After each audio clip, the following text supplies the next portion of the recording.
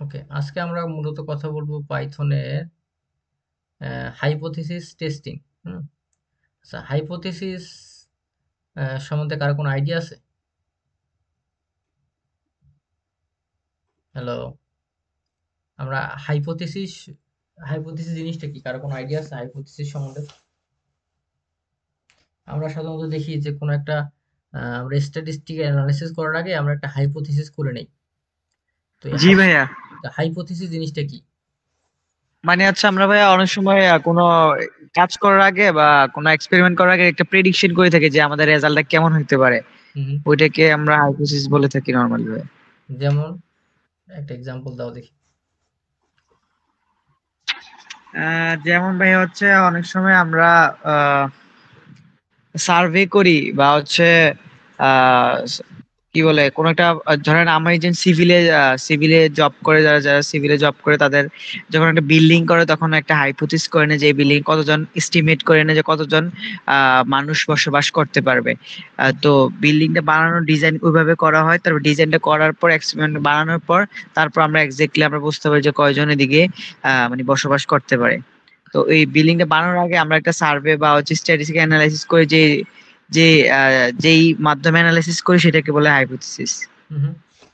তা হাইপোথিসিস মানে কিভাবে বুঝবো যে আসলে হাইপোথিসিসের মিনিং কি মেনে দেয়, কি মিনিং? তুমি বলতেছো যে ঠিক আছে, একটা বিল্ডিং এ এতজন মানুষ মানে বসবাস করবে, তুমি বিল্ডিংটা বানানোর আগে বলতেছো, বাট বিল্ডিংটা বানানোর পর দেখলা যে না, ওর থেকে বেশি বা ওর থেকে কম মানুষজন মানে থাকতে পারলো, তাই তো? এরকম কিছু? মানে হাইপোথিসিস বলতে ভাই আমরা প্রেডিকশন করে থাকি আর কি, কোন একটা এক্সপেরিমেন্ট করার আগে যে আমাদের হ্যাঁ, রেজাল্টটা কেমন আসতে প্রেডিকশন, পারে। আমি প্রেডিকশন করলাম, ওকে, প্রেডিকশন করলাম, তো যদি প্রেডিকশনটা মিলে যায় তাহলে কি হবে, আর প্রেডিকশন যদি না মিলে যায় তাহলে কি হবে? আহ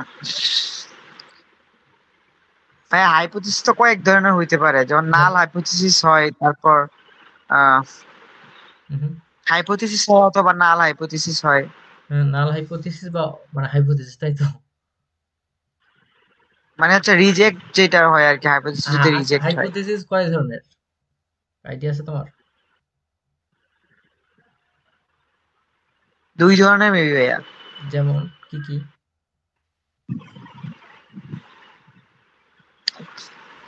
নাল হাইপোথিসিসটা খেয়াল আছে, আর আরেকটার নাম ভাইয়া আচ্ছা, খেয়াল নাল, নেই আমার। আচ্ছা, নাল হাইপোথিসিস জিনিসটা কি?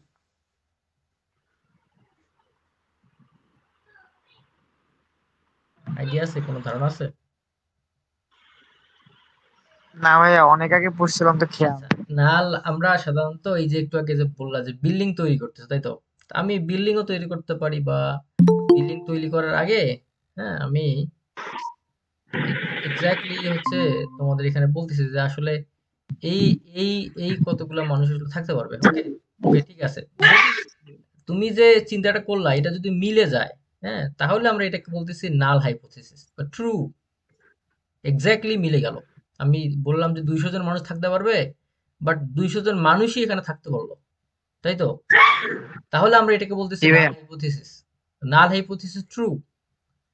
হ্যাঁ, আবার যদি দেখলাম যে না, আসলে ডিফারেন্স হইলো, যে আসলে আমি যেটা চিন্তা করছি সেটা না, হয় নাই, তার থেকে বেশি বা তার থেকে কম, তাহলে এটাকে বলতে পারি আমরা নাল হাইপোথিসিস রিজেক্ট।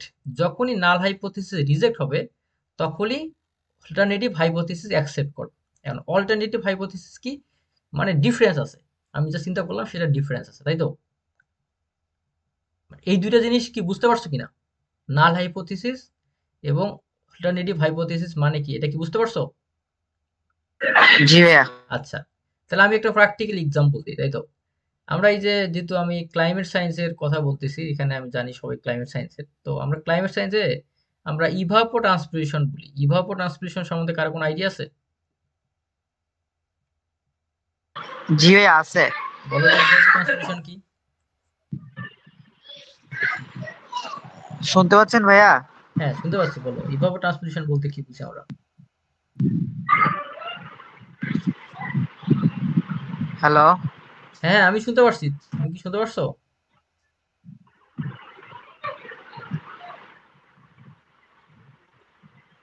আচ্ছা, কেউ কি বলতে পারবা যে ইভাপো ট্রান্সপিরেশন বলতে আমরা কি বুঝি? ভাই আমার কথা শুনতে পাচ্ছেন? হ্যাঁ, আমি শুনতে পারছি, তুমি বলো। আচ্ছা আচ্ছা আচ্ছা। তাহলে ট্রান্সপোরেশন এন্ড ইভাপোরেশন যখন কম্বাইনলি হয় তখন এটাকে আমরা ইভাপোট্রান্সপিরেশন বলি। ট্রান্সপোর্টেশন আর কি হয়? ট্রান্সপোরেশন আর ট্রান্সপিরেশন হ্যাঁ, ট্রান্সপিরেশন। আচ্ছা, ওকে, ট্রান্সপিরেশন মানে কি? আর এন্ড ইভাপোরেশন মানে এটার বাংলা কি?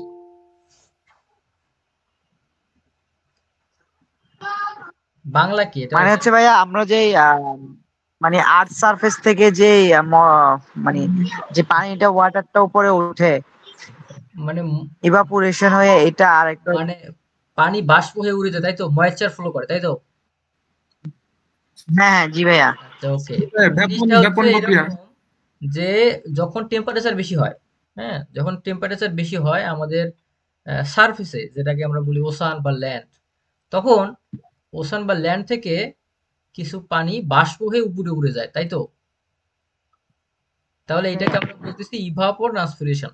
এই ইভাপোট্রান্সপিরেশন হচ্ছে এটা একটা প্রাইমারি ফ্যাক্টর ওয়াটার স্কারসিটি। আমরা এটাকে যখন আমরা বলি না যে ড্রাউট হচ্ছে, মানে জমি খরা হচ্ছে আর কি, বাংলায় যখন আমরা বলি, তো খরার জন্য একটা প্রাইমারি ফ্যাক্টর হচ্ছে ইভাপোট্রান্সপিরেশন। তাহলে আমরা যদি কনসার্ন করি যে উই ওয়ান্ট টু নো আসলেই কি ইভাপোট্রান্সপিরেশন আমাদের ওয়াটার স্কার্সিটির জন্য কি দায়ী কি দায়ী না, এটা কি ইফেক্ট আছে কিনা, আসলে এটা কি সত্য কিনা। যদি আসলে এটা সত্য হয় তাহলে আমরা কয়েকটা কোশ্চেন থ্রো করব আমরা এখানে। প্রথম কোশ্চেন কি, যে এই রিলেশনটা কিরকম রিলেশন, এটা কি পজিটিভ রিলেশন না নেগেটিভ? ওয়াটার স্কার্সিটি বা ইভাপো ট্রান্সপিরেশন আমরা যেটাকে বলতে পারি, ড্রাউট বলতে পারি। তাহলে ইভাপো ট্রান্সপিরেশন যদি বাড়ে তাহলে আমাদের আমাদের ড্রাউটটাও কি বাড়বে, তাই তো? আচ্ছা, তাহলে এই ট্রেন্ডটাকে আমরা বলতেছি পজিটিভ ট্রেন্ড, তাই তো? পজিটিভ, দুইটাই বাড়তেছে। বাট একটা যদি কমে যায়, যে ধরো আহ, আহ, আমি বলতেছি যে আমাদের ইভাপো ট্রান্সপিরেশন বেশি হচ্ছে, বাট আমাদের ড্রাউট, হ্যাঁ, ড্রাউট নেগেটিভ ট্রেন্ড, মানে এইটার সাথে এটার কোনো ইফেক্ট নাই। একটা বাড়তিছে আর একটা কমতিছে, এটার ইফেক্ট আছে বাট এটা নেগেটিভ ইফেক্ট, পজিটিভ না, পজিটিভলি বাড়তেছে না। আচ্ছা, এখন আরেকটা আছে এই রিলেশনটা, এই যে ইভাপোট্রান্সপিরেশন এবং ওয়াটার স্কারসিটি, এটা রিলেশনটা কি স্ট্রং না উইক? কেউ যদি কথা না বলে তো মিউট করে রাখো, হ্যাঁ। আর পরে হচ্ছে এই রিলেশনটা কি হচ্ছে রিলায়েবল, আসলে কি এই রিলেশনটা কি আমরা এটা বিশ্বাস করব? আর একটা আছে এই রিলেশনটা কি রিলেভেন্ট। তো আমি যখন রিসার্চ বা গবেষণা করব আমাকে স্ট্যাটিস্টিক্যাল আগে জিনিসগুলো বুঝতে হবে। না হইলে কিন্তু আমি আসলে বুঝবো না যে আসলে আমি যে স্ট্যাটিস্টিক্যাল অ্যানালিসিসটা করতেছি এটা কি আসলে বোধগম্য কিনা। তাহলে এই আসপেক্ট গুলো যদি ফলো করে, হ্যাঁ, সেক্ষেত্রে আমাদের হাইপোথিসিসের রেজাল্টটা কি হবে? এখন নাল হাইপোথিসিস হবে না অল্টারনেটিভ হাইপোথিসিস হবে? তা হাইপোথিসিস হচ্ছে দুই ধরনের, একটু আগে বলে নিলাম। দুই, একটা হচ্ছে নাল হাইপোথিসিস আর একটা হচ্ছে অল্টারনেটিভ হাইপোথিসিস। এখন নাল হাইপোথিসিস জিনিসটা কি?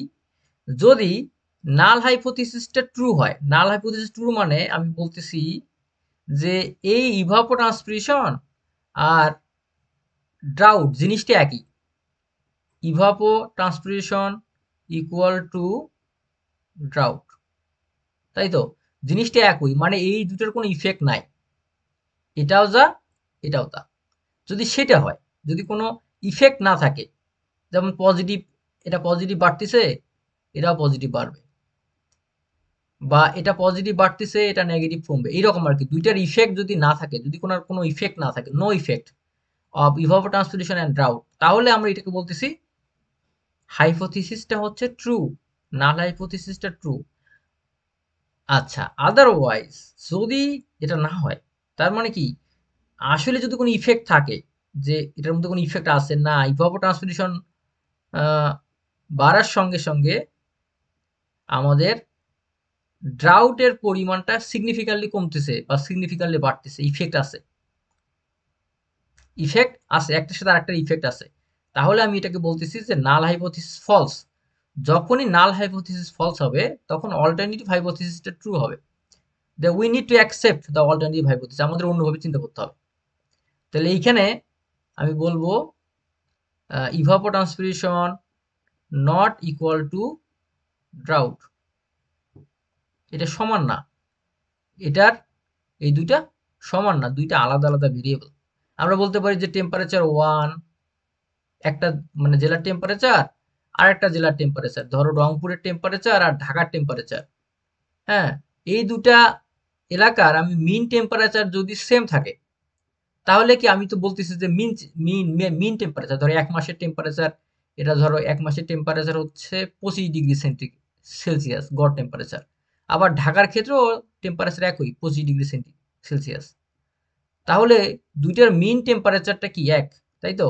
তো মিন টেম্পারেচার যদি এক হয়, তাহলে আমি হাইপোথিসিসের ভাষায় এটা কি বলতে পারি? দুইটাই এক। তাহলে আমি কি বলবো এটাকে? নাল হাইপোথিসিস না অল্টারনেটিভ হাইপোথিসিস? বা আরেকবার একটু কোশ্চেনটা বলবেন? আমি বলতেছি যে রংপুর একটা স্টেশন, হ্যাঁ, ক্লাইমেট স্টেশন। এটা এক মাসের 30 দিনের গড় টেম্পারেচার হচ্ছে মিন টেম্পারেচার আমি বলি 25 ডিগ্রি সেলসিয়াস। আবার ঢাকার একটা ক্লাইমেট স্টেশন, এটার গড় টেম্পারেচার হচ্ছে 25 ডিগ্রি সেলসিয়াস এক মাসের, ধরো জানুয়ারি মাসের। তো এই দুইটা সমান, তাহলে আমি এটাকে কি বলতে পারি? এটাকে নাল হাইপোথিসিস ট্রু না null hypothesis false? Null hypothesis true. Null hypothesis true. তারপরে দুইটার মধ্যে কোনো ডিফারেন্স নাই। নেই। ওকে, তুমি একটা বাড়াও আর কমাও, এটা কোনো বিষয় না। তাহলে আমরা এইভাবে চিন্তা করবো, তে অনেক সময় অল্টারনেটিভ হাইপোথিসিস ব্যবহার করতে হয় যখনই অল্টারনেটিভ হাইপোথিসিস চিন্তা করবা, তার মানে কি দুইটার উপর ইফেক্ট আছে, দ্যার ইজ ইফেক্ট। তা ইফেক্ট থাকলে এইচ ওয়ান, এটাকে অল্টারনেটিভ হাইপোথিসিস বলতেছে। আর যদি ইফেক্ট না থাকে, যে নো ইফেক্ট, কোনো ইফেক্ট নাই, আমি প্রথমে যা চিন্তা করলাম আউটপুট তাই আসলো, তাই তো? আর প্রেডিকশন রেজাল্টটা কোনো চেঞ্জ হয় নাই, তাহলে আমরা এটাকে বলতে পারি নাল হাইপোথিসিস। তো এই হাইপোথিসিসের উপর হিসাব করে, টেস্টিং এর উপর হিসাব করে আমরা দুই ধরনের ইরর দেখতে পারি। একটা হচ্ছে টাইপ ওয়ান ইরর আর একটা হচ্ছে type two error. Type one error জিনিসটা কি? টাইপ ওয়ান ইরর হচ্ছে এমন একটা ইরর যেটার মধ্যে হাইপোথিসিসটা নাল হাইপোথিসিসটা রিজেক্ট হবে। নাল হাইপোথিসিস রিজেক্ট হওয়া মানে কি? একটু আগে বললাম, কি বলতে পারবা? অল্টারনেটিভ হাইপোথিসিসটা ট্রু হবে ভাইয়া। অল্টারনেটিভ হাইপোথিসিসটা ট্রু হবে। নাল হাইপোথিসিস রিজেক্ট হওয়া মানে অল্টারনেটিভ হাইপোথিসিসটা কি অ্যাকসেপ্ট করে নেবে। আচ্ছা, তাহলে সেই ক্ষেত্রে আমরা বলতে পারি টাইপ ওয়ান ইরর। এবং টাইপ টু ইরর কি? নাল হাইপোথিসিসটা রিজেক্ট হবে না, তার মানে কি নাল হাইপোথিসিসটা ট্রু, দুইটার মধ্যে কোনো ডিফারেন্স নাই, 25 ডিগ্রি বা ড্রাউট অ্যান্ড ইভাপোট্রান্সপিরেশন দুইটার মধ্যে কোনো ইফেক্ট নাই, তাহলে সেক্ষেত্রে হবে টাইপ টু ইরর। এগুলো কিন্তু তোমাদের মনে রাখতে হবে, এগুলো কিন্তু খুবই একদম বাংলায় স্মুথ ভাষায় তোমাদের বলছে, ব্যাখ্যা করে বলতেছে আর কি। স্ট্যাটিস্টিক্যাল অ্যানালিসিস গুলো জানা খুবই জরুরি। আচ্ছা, এখন আসা হচ্ছে পি ভ্যালু। কারো কি কোনো আইডিয়া আছে যে পি ভ্যালু বা সিগনিফিক্যান্ট লেভেল আমরা বলতে কি বুঝি? কেন সিগনিফিক্যান্ট লেভেলের আমার প্রয়োজন হয়?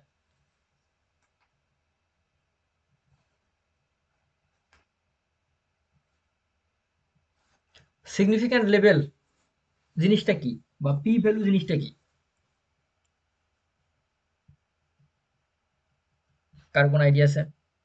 আমরা যখন সায়েন্টিফিক অ্যানালাইসিস দেখি, অনেক অনেক পেপারে দেখি যে সেখানে পি ভ্যালু দেওয়া আছে যে লেস দেন 0.05, বা পি ভ্যালু লেস দেন 0.01, বা 0. বা পি ভ্যালু 0 মানে কখনো লেস দেন 0.001, এগুলোর মানে কি?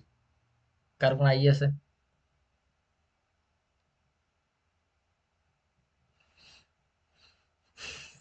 হ্যালো? ভাইয়া এইটুকু জানি যে পি ভ্যালুটা হচ্ছে আপনার 0 থেকে 1 পর্যন্ত হয়ে থাকে। কি জিরো থেকে? পি ভ্যালুটা ভাইয়া 0 থেকে 1 পর্যন্ত হয়ে থাকে মেবি। হয় নাই, কার কোনো আইডিয়া আছে?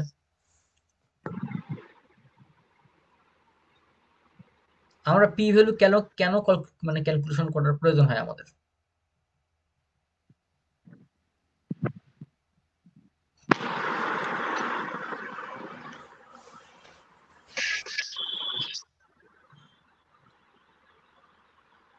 আচ্ছা, ঠিক আছে।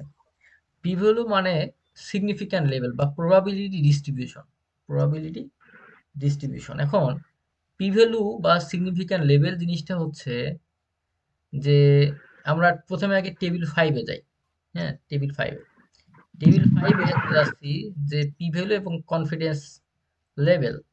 এখন পি ভ্যালু হচ্ছে কনফিডেন্স লেভেলের উপর চিন্তা করে আমি পি ভ্যালুটাকে ক্যালকুলেশন করব। এখন স্ট্যাটিস্টিক্যালি সিগনিফিক্যান্ট যদি আমি বলতে চাই তাহলে 5%, মানে আমার মোট ডেটার 95% ভ্যালু একটা আরেকটার সাথে ম্যাচ করছে। যখন 95% ভ্যালু ম্যাচ করবে তখন এটাকে আমরা বলতে পারি less than 0.05। P value less than 0.05। তার মানে এটা স্ট্যাটিস্টিক্যালি কি বলবো, significant. SST, sea surface temperature, হ্যাঁ, সি সারফেস টেম্পারেচার যদি বাড়ে তাহলে ভাই আপনি কি প্রিসিপিটেশন। কোনো স্ক্রিনশট দিচ্ছেন আজকে? হ্যাঁ, আপনি কি আজকে স্ক্রিনশট দিচ্ছেন ভাইয়া? হ্যাঁ, আমি স্ক্রিনশট দিচ্ছি। স্ক্রিনশট দেখা যায়নি আমার? না ভাইয়া। না ভাইয়া, স্ক্রিনশট তো দেখা যাচ্ছে না। ও মাই গুডনেস, আমি তো স্ক্রিনশট দিছি। না ভাই, শো করতেছিল না। আচ্ছা, আমার স্ক্রিন কি দেখা যাচ্ছে? না ভাইয়া।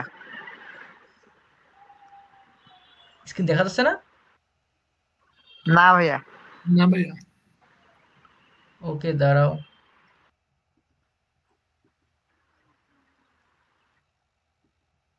আচ্ছা, মানে স্ক্রিন দেখা যাচ্ছে এখন? জি জি ভাই, ভাইয়া এখন এখন দেখা দেখা যাচ্ছে। যাচ্ছে। আচ্ছা, ওকে, ঠিক আছে। মানে স্ক্রিন কি আগে দেখতে পারো না? আগে আগে কোনো স্ক্রিন দেখতে পারো না আমার? না না ভাইয়া। ভাইয়া। না ভাই, শুরু থেকে কোনো স্ক্রিনে দেখা যায়নি। ও মাই গুডনেস, আমি যে এতক্ষণ কথা বললাম এতে আচ্ছা, ঠিক আছে, সমস্যা নেই, এটা ভিডিও থাকবে, ভিডিওটা দেখে নেবো, সমস্যা নেই।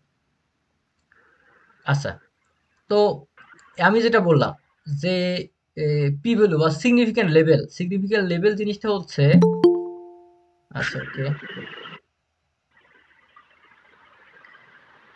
আচ্ছা, ওকে, সিগনিফিক্যান্ট লেভেল যেটাকে আমরা বলি প্রবাবিলিটি ডিস্ট্রিবিউশন, এটা আমরা কেন ক্যালকুলেশন করি? যখনই আমাদের অল্টারনেটিভ হাইপোথিসিস আসবে, তার মানে কি দেয়ার আর ইফেক্ট, দুইটা ভেরিয়েবলের মধ্যে ইফেক্ট আছে, মানে দুইটা চেঞ্জ হচ্ছে, তাই তো? এখন চেঞ্জের লেভেলটা কিরকম? তা আমি বললাম যে এসএসটি বা সি সারফেস টেম্পারেচার যদি বাড়ে, এটা গ্রেটার দেন হয়, তাহলে প্রিসিপিটেশনটা কি হবে? গ্রেটার দেন হবে, তাই তো, বাড়বে। এখন যদি আমি একটা লাইন গ্রাফ আঁকি, তো এখানে হচ্ছে প্রিসিপিটেশন আর এটাকে হচ্ছে এসএসটি, সি সারফেস টেম্পারেচার, ওকে। তো এখন এসএসটি, সি সারফেস টেম্পারেচার এইভাবে বাড়তেছে, ওকে, সময়ের সাথে সাথে, হ্যাঁ। তো আমরা যদি একটা স্লোপ আঁকি তাহলে ট্রেনটা কি আপওয়ার্ড ট্রেন না downward train? Upward trend. Upward train. এখন এই ভ্যালুগুলা যদি এইভাবে থাকে, দুইটা পরস্পরের সাথে লেগে থাকে, একটা স্লোপের খুব কাছাকাছি থাকে, তাহলে আর ভ্যালুটা কত হবে?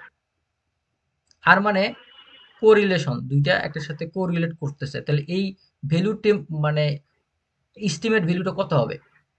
ধরো 0.77 আর 0.12। আর ভ্যালু মানে আর ভ্যালু কোনটা হতে পারে বলো তো? 0.1। 0.1 হবে, তাই তো? জি ভাইয়া। আর কেউ?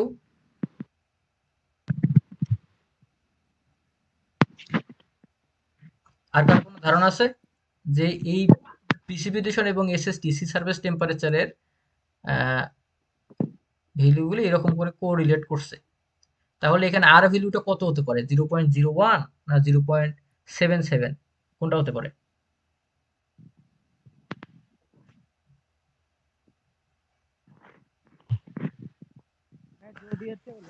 ধরো আমার মান কাছে, হবে। হ্যাঁ, কোনটা হবে? 0. ওই যে স্যার লাইনটা যে মাঝখানে লাইনটা রাখছেন ওইটা বরাবর হলে ভাই 0.1 হবে, মানে আশেপাশে আমি এটা আমি তো কাছাকাছি জিরো হতে পয়েন্ট ওয়ান ধরে আমি বলছি 0.77 বলছি, 0.77 হবে তাই তো? হ্যাঁ না হ্যাঁ অথবা না, কোন একটা অ্যান্সার দিতে হবে তোমাদের।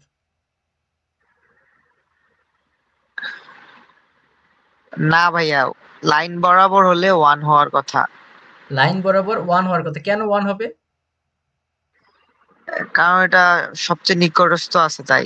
কি আর নিকটস্থ? ভ্যালুটা সবচেয়ে কম। সব থেকে কি নিকটস্থ মানে আছে? পয়েন্ট তাহলে গুলো স্টেশন পয়েন্ট গুলা। তাহলে পি ভ্যালুর কাজ কি? পি ভ্যালু ভাইয়া যত কম হবে আর ভ্যালু মেবি তত কম হবে।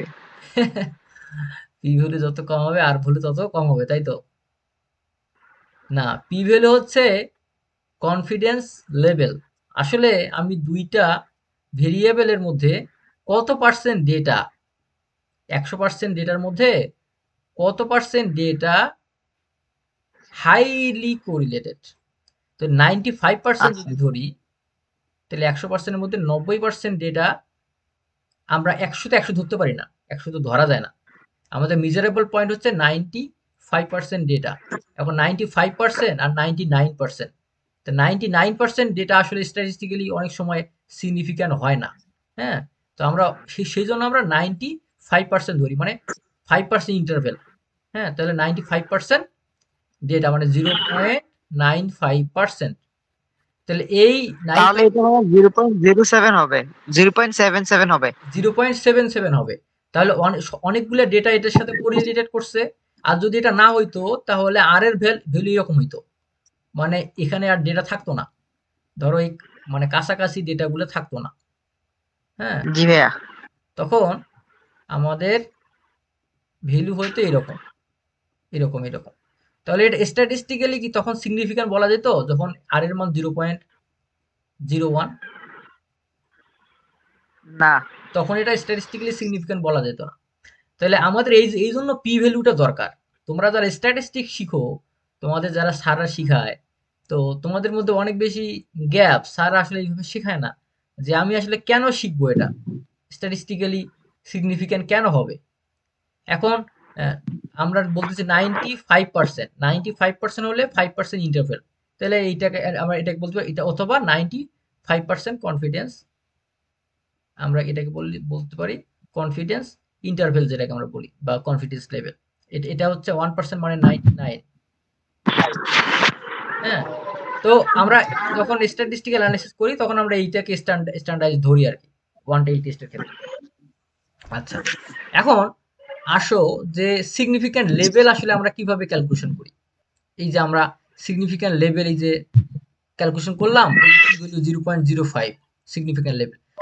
1 থেকে এই যে 95% যেটা আমরা বললাম, 95% 0.95, এটাকে যদি আমি বিয়োগ করি তাহলে আমার সিগনিফিক্যান্ট লেভেল আসতেছে কত?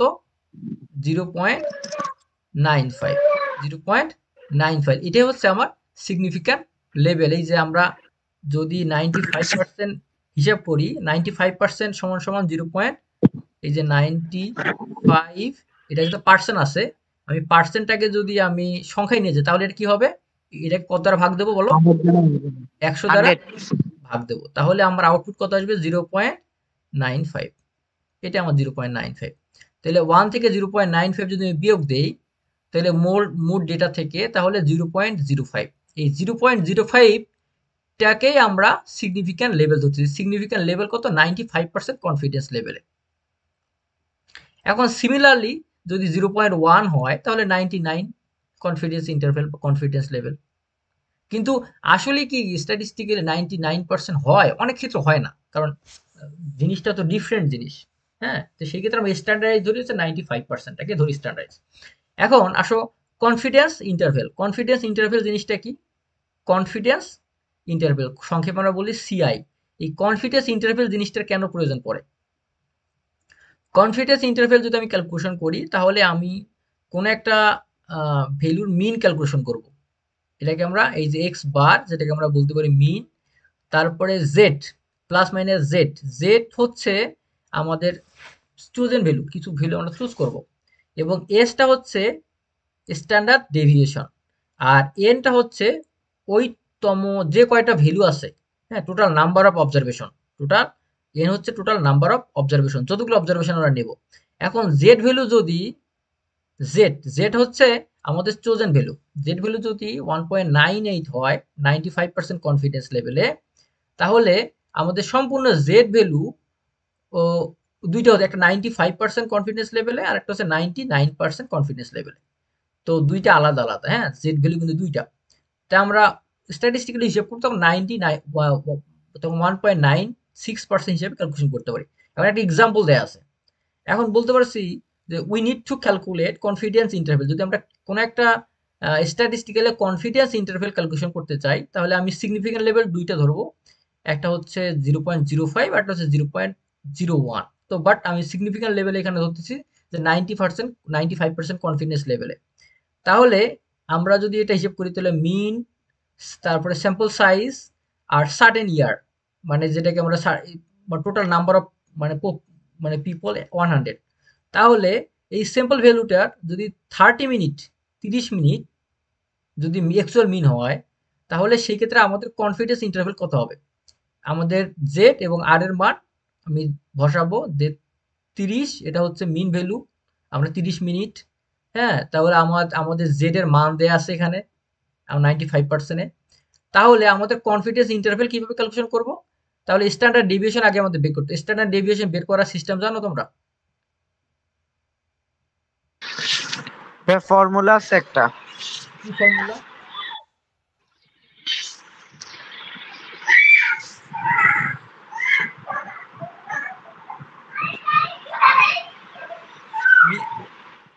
স্ট্যান্ডার্ড ডেভিয়েশন জিনিসটা কি? কার কোন আইডিয়া?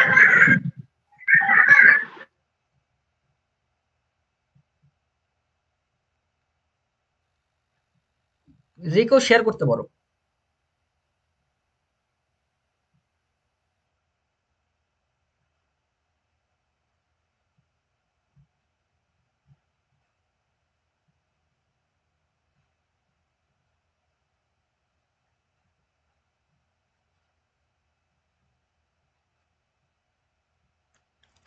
কারো কোনো আইডিয়া আছে স্ট্যান্ডার্ড ডেভিয়েশন জিনিসটা কি?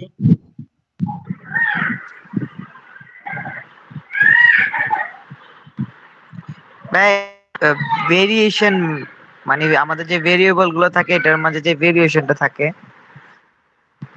যেমন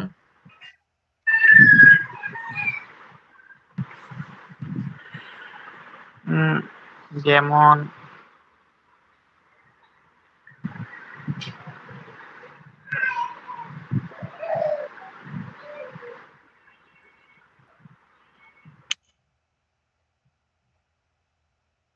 মানে আমরা স্ট্যান্ডার্ড ডেভিয়েশন কিভাবে ক্যালকুলেশন করতে, একটা যে কোনো কেউ একটা এক্সাম্পল দিতে পারো আমাকে।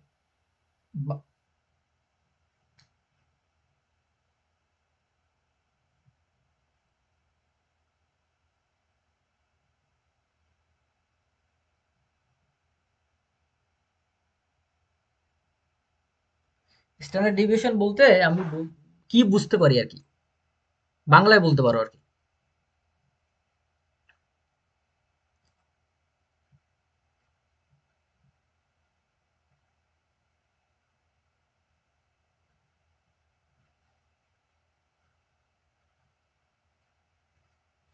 আমরা স্ট্যান্ডার্ড ডেভিয়েশন মানে বলতে বুঝি যে ধরো আমাদের টোটাল ধরো 5 মাসের আমাদের একটা প্রিসিপিটেশন রেজাল্ট দেয়া আছে। ধরো আমি রংপুর ডিস্ট্রিক্টের 5 মান্থের রেইনফল ডেটা, হ্যাঁ, তো মানে প্রথম মাস, দ্বিতীয় মাস, তৃতীয় মাস, চতুর্থ মাস, পঞ্চম মাস।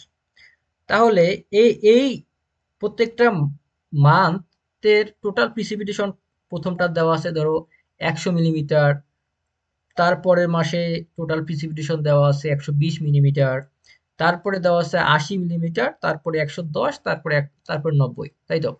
এখন আমি যদি এটার স্ট্যান্ডার্ড ডেভিয়েশন ক্যালকুলেশন করতে চাই, তাহলে আমি কিভাবে ক্যালকুলেশন করব? বা স্ট্যান্ডার্ড ডেভিয়েশন জিনিসটা মানে কি বোঝায়? সবগুলা যোগ করে কি 5 দিয়ে ভাগ করব? সবগুলো যোগ করে 5 দ্বারা ভাগ করলে কি স্ট্যান্ডার্ড ডেভিয়েশন পাওয়া যায়? না ভাইয়া, স্ট্যান্ডার্ড ডেভিয়েশনের ফর্মুলা আলাদা। কি সেটা?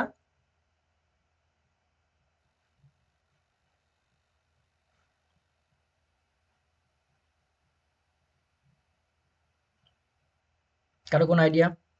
বা স্ট্যান্ডার্ড ডেভিয়েশন আমাদের কি মিনিং দেয়? তোমাদের কিন্তু এটা বুঝতে হবে, বাংলায় বুঝতে হবে। ইংলিশে অনেক অনেক কিছু চিন্তা করতে পারো, বাট বাংলায় জিনিসটা কি মনে করো তোমাদের? কারো কোনো আইডিয়া আছে?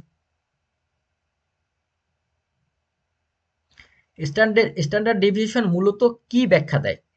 স্ট্যান্ডার্ড ডেভিয়েশন দিয়ে আমরা কি বুঝতে পারি, বা স্ট্যান্ডার্ড ডেভিয়েশন কেন জানা দরকার?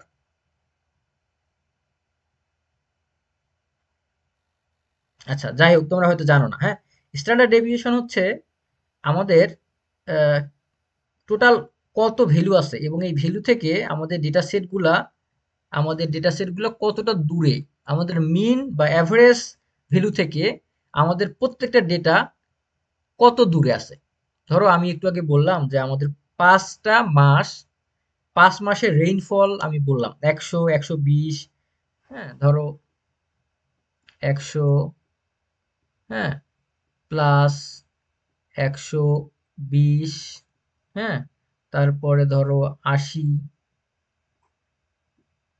তারপরে ধরো 110 প্লাস 90, তাই তো? আচ্ছা, তাহলে এটা হচ্ছে আমার 5 মাসের বৃষ্টি, বা total 5 month average rainfall Rangpur station, meteorological স্টেশনের। বৃষ্টিপাত তো আমরা জানি মিলিমিটার হিসেব করি আমরা, এটা মিলিমিটার, হ্যাঁ, সবগুলো মিলিমিটার। এখন আমার যদি আমি স্ট্যান্ডার্ড ডিভিশন করতে চাই, তাহলে আমার প্রথমে কি করতে হবে? ফার্স্ট ভাই আমার ডাটা সেটের থেকে ভেরিয়েবলের থেকে ডিফারেন্সটা বের করতে হবে। ডিফারেন্স বের করতে হবে। তাহলে আমার প্রথমে যদি মিন ক্যালকুলেশন করি, তাহলে মিন কত হবে এটার? 100 মিলিমিটার, তাই তো? এটা আমাদের মিন বা অ্যাভারেজ, তাই তো? তাহলে জি আমি স্ট্যান্ডার্ড ডিভিয়েশন বলতেছি কি, এই মিন থেকে আমার প্রত্যেকটা ডেটা ভ্যালু কত দূরে আছে, আমি এটা ক্যালকুলেশন করব। এটাই হচ্ছে স্ট্যান্ডার্ড ডেভিয়েশন, তাই তো? এটা step 1, G standard deviation calculation করতে চাই। স্টেপ 2 হচ্ছে প্রথমে মিন ক্যালকুলেশন করতে হবে। মিন ক্যালকুলেশন করলাম। 2 নম্বর আমার কাজ হচ্ছে আমার হচ্ছে ডিফারেন্স বের করতে হবে। মিন থেকে কত ডিফারেন্স। তাহলে 100 হচ্ছে আমার এটা মিন, তাই তো? 100 জি বিয়োগ 100, কেন? 100 মানে প্রথম ভ্যালু, তাহলে মিন কত, জি ডিফারেন্স কত? ডিফারেন্স হচ্ছে 0। 0 এরপরে 100 বিয়োগ এটা, তাহলে কত হবে আমাদের ডিফারেন্স? কত? 10 এইটা বিয়োগ 20 20, হ্যাঁ। তারপরে কত? তারপরে মাইনাস 80 বিয়োগ -20, তাই তো? হুম, তারপরে হচ্ছে 110 বিয়োগ 100, তাহলে কত হবে? শুধু 10। তারপরে 90 মাইনাস 100, তাহলে কত হবে? -10। তাহলে আমার এইটা হচ্ছে ডিফারেন্স। দ্বিতীয় কাজ হচ্ছে ডিফারেন্স ক্যালকুলেশন করা। ডিফারেন্স ক্যালকুলেশন করলাম। এখন স্কোয়ার অফ দ্য ডিফারেন্স, এই ডিফারেন্স গুলো স্কোয়ার কত হবে? এটা যদি স্কোয়ার কত হবে? 2 এর এই শূন্যের স্কোয়ার কত? 0। তারপরে 20 এর স্কোয়ার কত হবে? 400। তারপরে -20 এর স্কোয়ার কত হবে? 400, হ্যাঁ। তারপরে 10 এর স্কোয়ার কত হবে? 100। তারপর -10 এর স্কোয়ার 100। তাহলে আমি সবগুলোর স্কোয়ার অফ দ্য ডিফারেন্স পেলাম। এরপর স্কোয়ার অফ দ্য ডিফারেন্স থেকে আমি কি ক্যালকুলেশন করব? ভেরিয়েন্স ক্যালকুলেশন করতে হবে। ভেরিয়েন্স জিনিসটা কি? যেগুলো স্কোয়ার পাইলাম, এই স্কোয়ারগুলোকে আবার যোগ করে 5 দ্বারা ভাগ করতে হবে। এটাকে আমরা বলতে পারি ভেরিয়েন্স, তাই তো? এটা স্টেপ 2। স্টেপ 3 হচ্ছে আমাদের ভেরিয়েন্স ক্যালকুলেশন করা।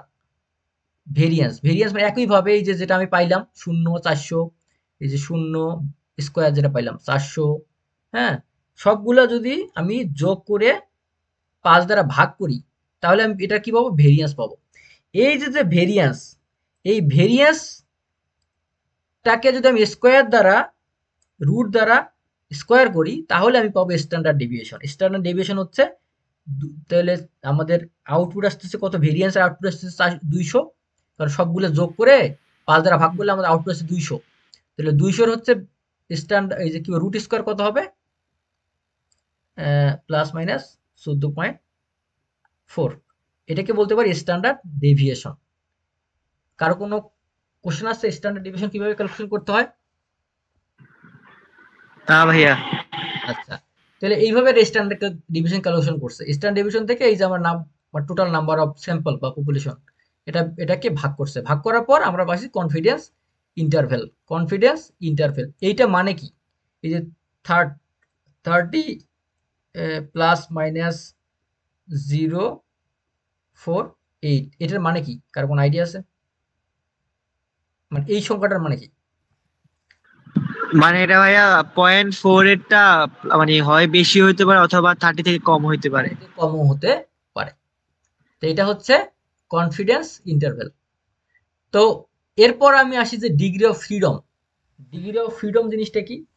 ডিগ্রি অফ ফ্রিডম বলতে আমি জেনারেলি বলতে পারি যে আমাদের সাবস্ট্রাক্ট করতে হবে।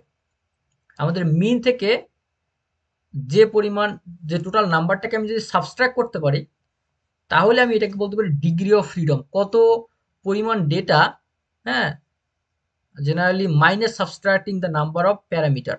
আমরা প্যারামিটার থেকে টোটাল নাম্বারটাকে যদি আমরা বিয়োগ করতে পারি, সাবস্ট্রাক্ট করতে পারি, তাহলে আমি এটাকে বলতে পারি degree of freedom. Degree of ফ্রিডমের ওপর ক্যালকুলেশন করেই কিন্তু আমরা কি টেস্ট করতে চাই, টি টেস্ট করব, না হচ্ছে পিয়ারসন কোরিলেশন করব, না হচ্ছে সাই স্কোয়ার করব, সেটা ক্যালকুলেশন করি। এখন টোটাল স্যাম্পল, আমাদের স্যাম্পল যেগুলো থাকবে ওই স্যাম্পল থেকে নাম্বার অফ প্যারামিটার বিয়োগ করতে হবে। এখন স্যাম্পল কি, নাম্বার অফ প্যারামিটার কি, তাই তো? এখন আসো যে আমরা মানে আহ, মানে আমাদের ডিগ্রি অফ ফ্রিডমে দুই ধরনের প্রিন্সিপাল আছে। এটা হচ্ছে আহ, মানে ডিগ্রি অফ ফ্রিডম যদি মানে পজিটিভ হয়, সম্পূর্ণ নাম্বার, আর এটা হচ্ছে কম্বাইন, মানে কত পরিমাণ ডেটা সেটা আলাদা আলাদা প্যারামিটার থাকা সত্ত্বেও সেটা কম্বাইন করবে। এখন ডিগ্রি অফ ফ্রিডমটাকে আমি কিভাবে ডিফারেন্স করতে পারি? আমাদের যদি টোটাল স্যাম্পল থাকে একটা এবং আমাদের প্যারামিটার থাকে একটা, তো এই টোটাল স্যাম্পল থেকে প্যারামিটার বিয়োগ করলে আমি যদি এইভাবে থাকে, তাহলে আমি সেটার জন্য টি টেস্ট করব। আমাদের প্যারামিটার একটা, স্যাম্পলও একটা, তো সেক্ষেত্রে আমি টি টেস্ট করব। আর যদি আমাদের টোটাল স্যাম্পল সাইজ থাকে দুইটা, স্যাম্পল সাইজ থেকে আমি যদি প্যারামিটার থাকে আমাদের দুইটা দুইটা প্যারামিটার থাকে, যদি থাকে না আমাদের এসএসটি বাড়তেছে আবার প্রিসিপিটেশন বাড়তেছে, তাহলে আমরা অনেক সময় দেখি যে এই দুইটা ধরনের প্যারামিটার এসএসটি, তারপরে প্রিসিপিটেশন, তারপরে পিএইচ, হ্যাঁ, অক্সিজেন, হ্যাঁ, এই দুইটা, এই যে আমরা একটা টোটাল প্যারামিটার পাইলাম, এই প্যারামিটার আর এই parameter SST, precipitation, pH, oxygen, এই দুইটার মধ্যে যদি কোরিলেট করি, তাহলে প্রথমে এই এসএসপির সঙ্গে প্রথমে এসএসটির সঙ্গে এসএসটির কোরিলেশন হবে, এসএসটির সঙ্গে তো প্রিসিপিটেশনের কোরিলেশন হবে, এসএসটির সঙ্গে পিএইচ এর কোরিলেশন হবে, এসএসটির সঙ্গে অক্সিজেনের কোরিলেশন হবে, তারপরে প্রিসিপিটেশনের সঙ্গে এসএসটি কোরিলেশন হবে। এটা এটা যদি হয় তাহলে আমরা এটাকে বলতে পারি যে পিয়ারসন কোরিলেশন। আমরা যখন পিয়ারসন কোরিলেশন করি দেখবা আমাদের চার্ট এইরকম আসে, হ্যাঁ, এইভাবে এসএসটি, এখানে ধরো প্রিসিপিটেশন, এবারে এখানে ধরো পিএইচ, হ্যাঁ, তো আবার উপরে থাকে এসএসটি, এইভাবে থাকে, হ্যাঁ। আমি কিন্তু তোমাদের একদম প্র্যাকটিক্যাল বুঝাচ্ছি সবকিছু, হ্যাঁ। তো এখানে এসএসটি, প্রিসিপিটেশন, পিএইচ, তাহলে এইখানে দেখবা 1, এখানে দেখবা এই প্রিসিপিটেশন এবং প্রিসিপিটেশন যেটা, হ্যাঁ, সেটা মিলে এখানে 1, মানে তারপরে দেখবা এখানে হচ্ছে পিএইচ, পিএইচ আর পিএইচ এখানে ক্ষেত্রে 1, অক্সিজেন আর এইখানে অক্সিজেন আছে সেক্ষেত্রে 1। বাট এই যে দুইটা স্যাম্পলের মধ্যে highly highly correlated, but other sample যখন আসবে তখন কিন্তু হাইলি কোরিলেটেড না, ধরো 0.95 আসবে বা 0.1, হ্যাঁ, তো এরকম আর কি। তো এইটাকে আমরা বলতে পারি যে পিয়ারসন কোরিলেশন। আমরা অনেক সময় পিয়ারসন কোরিলেশন দেখি। তোমরা যখন স্ট্যাটিস্টিক্যাল অ্যানালিসিস করো তখন কিন্তু তোমরা পিয়ারসন কোরিলেশন করো। তো পিয়ারসন কোরিলেশন কেন করো? আমরা যদি পিয়ারসন কোরিলেশন করবো, আমাদের প্যারামিটার যদি দুইটা প্যারামিটারের মধ্যে আমি যদি রিলেশন দেখি, নিজস্ব দুইটা প্যারামিটারের মধ্যে, তাহলে আমি পিয়ারসন কোরিলেশন করব। আদারওয়াইজ আমি টি টেস্ট করব। টি টেস্ট এক ধরনের সিগনিফিক্যান্ট স্টুডেন্ট টি টেস্ট, সিগনিফিক্যান্ট টেস্ট করতে হয় আমাদের। তারপরে ধরো সাই স্কোয়ার। হ্যাঁ, সাই স্কোয়ার হচ্ছে আমাদের টোটাল নাম্বার অফ রো এবং টোটাল নাম্বার অফ কলাম থেকে এক এক করে বিয়োগ করলে আমি সেটাকে বলতে পারি সাই স্কোয়ার টেস্ট। তো এগুলো হচ্ছে স্ট্যাটিস্টিক্যাল একদম বেসিক স্ট্যাটিস্টিক্স।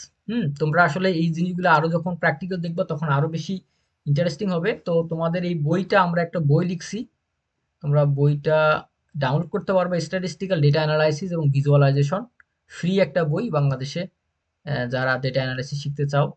হ্যাঁ, বইটা আমরা লিখছি, বইটা আমি তোমাদের ফ্রিতে দিয়ে দেবো। বইয়ের ডাউনলোড লিঙ্ক আছে, এখন পর্যন্ত বোধহয় 2-3 হাজার মানুষ ডাউনলোড করছে অলরেডি। তো তোমাদের আমি লিঙ্কটা দিয়ে দেবো। তো আমি এখন কোডে যাই। হ্যাঁ, আমার স্ক্রিন দেখা যাচ্ছে? হ্যালো? জি ভাইয়া দেখা যাচ্ছে। আচ্ছা, স্ক্রিন দেখা যাচ্ছে। হ্যাঁ, তাহলে আমার কোড দেখা যাচ্ছে? জি ভাইয়া। আচ্ছা, তো আমি এই কথাগুলোই প্রথমে বললাম। হ্যাঁ, hypothesis testing, significant test, confidence interval, degree of freedom, যেগুলো তোমাকে বাংলায় বললাম আর কি। তো এখানে এই কথাগুলো বলা আছে, আমি কিছু বাংলায় লিখে দিয়েছি তোমাদের। কনফিডেন্স ইন্টারভ্যাল কি তোমরা আসলে বোঝার চেষ্টা করলে পারবা। হুম তো যা যা বলছি আমি তাই তো এখানে বলে দিচ্ছি আর কি। তো এখন আসো প্র্যাকটিক্যাল ডেটা অ্যানালাইসিস আমরা কিভাবে করতে পারি, কিভাবে দেখতে পারি। তো আমি যদি কোডগুলা, ওয়েট, কার্নেলটা আমি ক্লিয়ার করি। ওকে,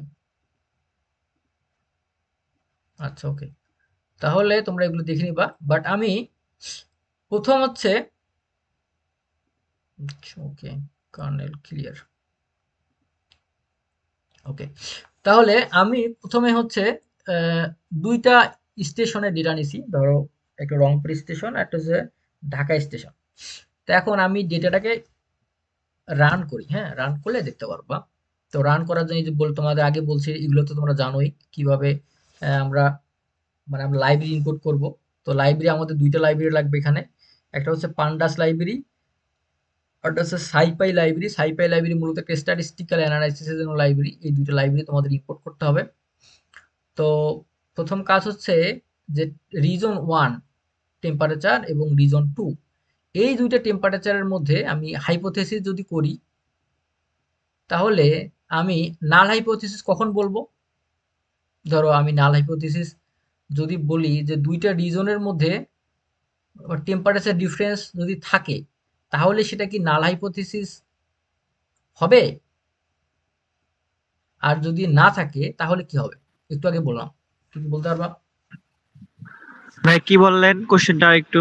কোশ্চেন হচ্ছে যে দুইটা রিজন, এই দুইটা রিজনের মধ্যে যদি মিন একই থাকে, কোনো ডিফারেন্স না থাকে, তাহলে হাইপোথিসিস টেস্টিং আমি সেটাকে কি বলতে পারি? নাল হাইপোথিসিস। নাল হাইপোথিসিস হবে, নাল হাইপোথিসিস কি অ্যাকসেপ্টেড না রিজেক্টেড? অ্যাকসেপ্টেড। তখন অ্যাকসেপ্টেড হবে। অ্যাকসেপ্টেড যদি হয় সেক্ষেত্রে আমি দুইটাকে কি বলতে পারি, ট্রু না ফলস? ট্রু। ট্রু। আচ্ছা, ওকে। তাহলে আমি ক্যালকুলেশন আগে চিন্তা করলাম, মনে মনে চিন্তা করলাম যে না, এই দুইটা রিজনের টেম্পারেচার একই, দুইটার মধ্যে কোনো পার্থক্য নাই, তাই তো? এটা আমার আগের মানে প্রথম চিন্তা আর কি। এখন আমি দুইটাকে রান করলাম, এখন আমি রান করলে আমি যদি একটা মিন ক্যালকুলেশন করি এটার, এই যে ডেটা 1, তাই তো? তাহলে ডেটা প্রথমে আমি একটা কাজ করি, আমি এইখানে এইটার যাই আগে। হ্যাঁ, কপি করে এটা এখানে নিয়ে আসি। আচ্ছা, তাহলে দুইটা, একটা হচ্ছে আমি দুইটা রিজন বললাম, যে দুইটা রিজন, রিজন 1, রিজন 2। তো রিজন 1 এর ডেটা আমি যদি রান দেই এখানে, একটা একটা করে আর কি। হ্যাঁ, তো আমি যদি, সরি,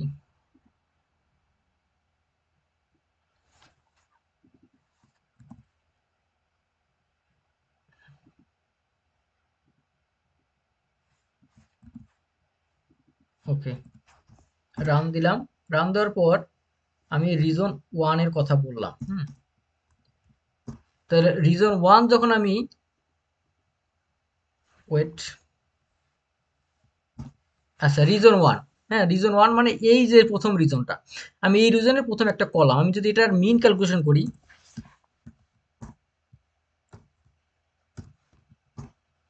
মিন কত আসলো আমার এখানে?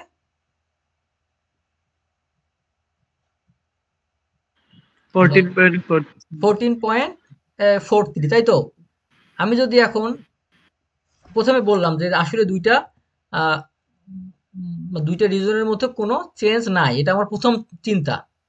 যদি এই চিন্তার সাথে একমত হয় তাহলে সেটা কি হবে?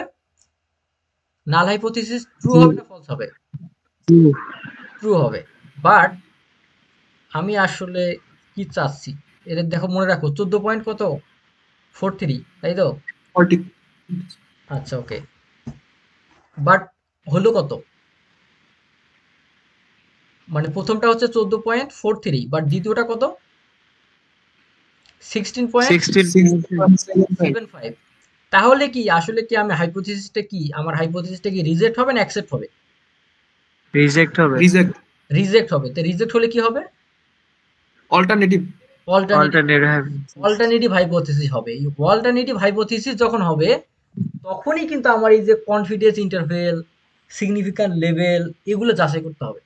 আসলে এই দুইটার উপর প্রভাব আছে, ইফেক্ট আছে আর কি। একটা বাড়লে আরেকটা বাড়বে কিনা, একটা কমলে আরেকটা কমলে কিনা। কারণ দুইটা ভেরিয়েবল এক না, দুইটা ভেরিয়েবল ডিফারেন্ট জিনিস। তাই তো? কথা কি বুঝতে পারছো আমার এখন? জি ভাইয়া। জি ভাই জি ভাই একদম ক্লিয়ার কিনা? জি ভাই বুঝতে পারছি। একদম ক্লিয়ার, ওকে। তাহলে আমি দুইটা রিজনের বলবো, দুইটা রিজন নিবা, নেওয়ার পর তুমি পারফরমেন্স ইন্ডিপেন্ডেন্ট, কি বলে ইন্ডিপেন্ডেন্ট পারফরমেন্স, আমরা টি টেস্ট কেন করব? তোমাদের বলছিলাম একটু আগে কেন টি টেস্ট করতে হবে।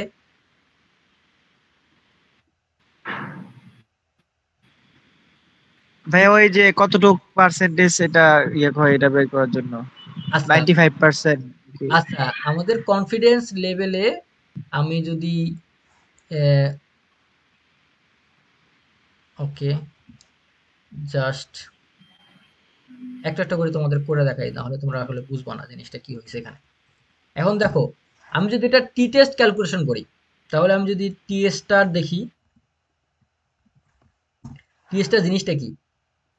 টি স্টার জিনিসটা হচ্ছে দুইটা রিজনের প্যারামিটার একই, same parameter, but reason different reason.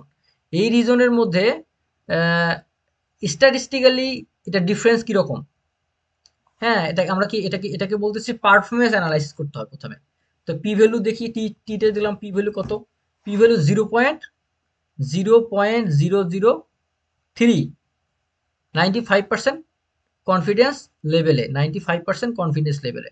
আচ্ছা, এটা মানে এটার আগে আমরা জাস্ট আর কিছু অ্যানালিসিস দেখি আগে। তো ওইদিকে আমরা মানে পুরোটিকে পরে যাবো। তো প্রথমে আসো যে আলফা। আলফা আমি এটাকে বললাম যে আসলে কি অল্টারনেটিভ হাইপোথিসিসটা অ্যাকসেপ্ট হলো। অল্টারনেটিভ হাইপোথিসিস যখন অ্যাকসেপ্ট হবে তখনই আসলে আমার অন্যান্য অ্যানালাইসিস গুলো করার দরকার পড়বে। তাই আমি বলে দিলাম আলফা সমান সমান 0.05 কনফিডেন্স লেভেলের হিসেব করবা। তো এই কনফিডেন্স লেভেল হিসেব করলে কনফিডেন্স আমি সেট করে দিলাম।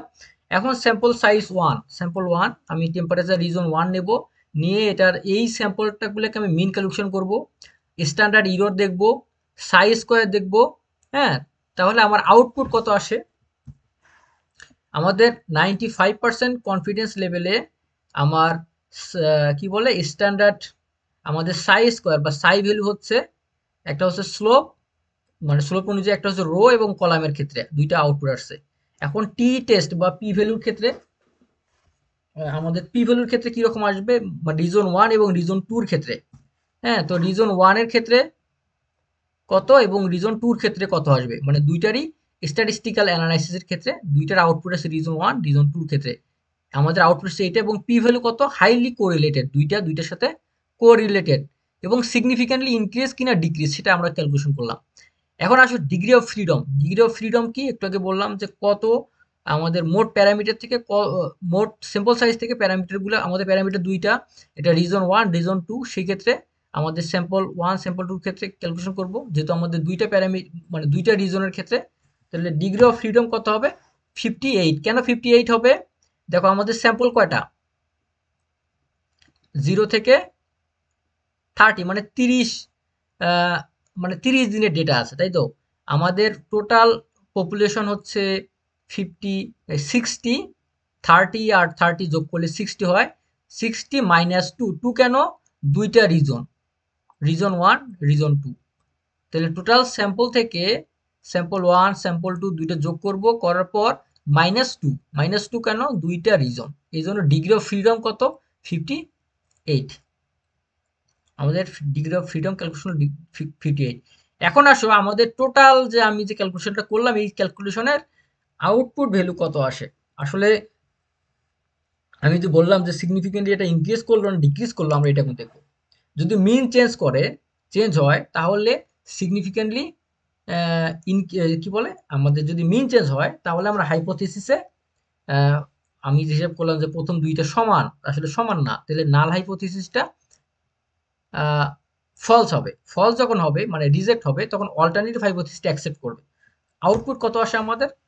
আমরা টি টেস্ট, ভিজুয়ালাইজেশন এবং স্ট্যাটিস্টিক্যালি দেখতেছি যে পি ভ্যালু আমাদের 0.003, 95% কনফিডেন্স লেভেলে। এবং আমরা এটা দেখতেছি যে আসলে চেঞ্জ হয়েছে, মিন চেঞ্জ হয়েছে। দেখো এটা হচ্ছে মিন ভ্যালু, হ্যাঁ? এই যে আমাদের রিজন 1 এর হচ্ছে মিন হচ্ছে এইটা, রিজন 2 এর হচ্ছে মিন এইটা। যদি দুইটা মিনে যদি একই হইতো, দুইটা মিন কিন্তু আলাদা আলাদা, তার মানে কি আমাদের অল্টারনেটিভ হাইপোথিসিস অ্যাকসেপ্টেড। আমরা বলতেছি যে দুইটা রিজন আলাদা আলাদা এবং দুইটা রিজন টেম্পারেচার ডিফারেন্স আছে, টেম্পারেচার পার্থক্য আছে, এবং এটা সিগনিফিকেন্টলি পার্থক্য আছে। তাহলে আমাদের আজকের ক্লাসে আমি স্ট্যাটিস্টিক্যালি কোনটা সিগনিফিক্যান্ট না, হ্যাঁ, পি ভ্যালু কি, তারপরে সাই স্কোয়ার কি, ডিগ্রি অফ ফ্রিডম কি, ইচ অ্যান্ড এভরিথিং তোমাদের পড়ানোর চেষ্টা করলাম। কারো কোনো কোশ্চেন আছে?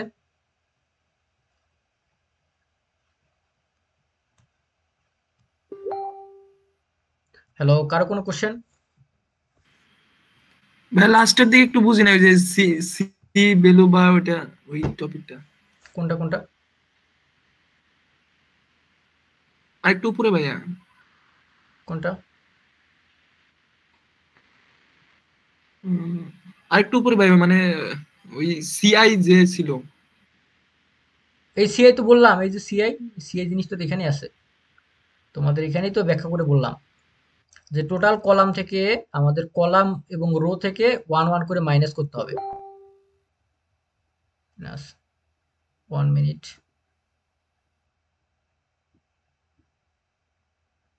এখানে বইটা পড়লেই তোমরা বুঝতে পারবা।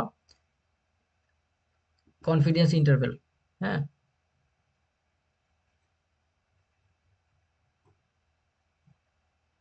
এই যে এখানে আমরা এই যে সাই স্কোয়ার টেস্ট করি, সাই স্কোয়ার টেস্ট কেন করি? এই যে একটু বললাম পিয়ারসন কোরিলেশন কেন করি, সাই স্কোয়ার টেস্ট কেন করি, এ তো বললাম। আমাদের টোটাল এন্ড হচ্ছে স্যাম্পল সাইজ এবং আর হচ্ছে রো এবং কলাম। রো থেকে 1 বিয়োগ এবং কলাম থেকে 1 বিয়োগ, সেক্ষেত্রে আমরা সাই স্কোয়ার টেস্ট করি আর কি। মানে টোটাল কলাম থেকে কতটা বিচ্যুত হলো আর কি, টোটাল নাম্বার অফ ডিফারেন্স। জি ভাই, জি ভাই, বুঝতে পারছি। আচ্ছা ঠিক আছে, তাহলে আহ, আমি ভিডিও দিয়ে দেবো, যারা রেজিস্ট্রেশন করছো তাদের মানে মেইল করে দিয়ে দেবো, কোনো সমস্যা নাই। তো তো ঠিক আছে, সবাই ভালো থেকো। আমাদের আগামী কালকে ক্লাস যদি নিয়ে আমি জানাবো। আমাদের মানে আর 2টা ক্লাস বাকি আছে, আজকে 7ম ক্লাস হলো, 8 এবং 9। আর একদিন প্লটিং করে দেখাবো। প্লটিং মানে বিশেষ করে এই যে কি বলে, পাই পাই চার্ট, তারপরে হচ্ছে লাইন গ্রাফ, তারপর হিস্টোগ্রাম, কিভাবে আমরা ড্র করতে পারি স্ট্যাটিস্টিক্যালি, তারপরে মিন, মুড, মিডিয়ান, সেগুলো একটু দেখাবো। আর আমি ক্লাইমেট ডেটা প্রসেসিং করার সিস্টেমটা দেখাবো। তো আর 2টা ক্লাস নিলে হয়তো আমাদের ক্লাস শেষ হবে আর কি। তো ঠিক আছে, সবাই ভালো থেকো, সুস্থ থেকো। আমি ভিডিও এবং কোড আপলোড করে দেবো, হ্যাঁ? জি ভাই, আসসালামু আলাইকুম ভাই। ওকে, ওকে, ওয়েলকাম।